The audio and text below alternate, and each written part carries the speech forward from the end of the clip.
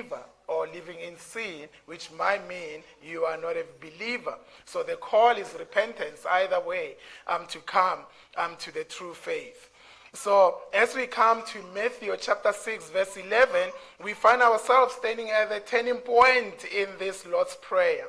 Up until now, our eyes have been lifted heavenwards. The focus has been on God. So our hearts have been trained to begin with God. And that's where it all matters.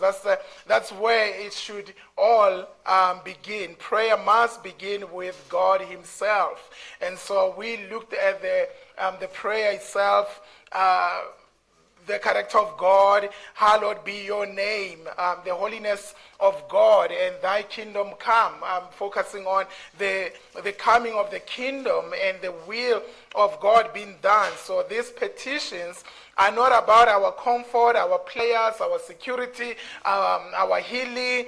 These are about God's glory, God's rule, God's purposes in this world. And so now we come to verse 11 that says, only then after we have focused on God, then we hear these words, give us this day our daily bread. One of the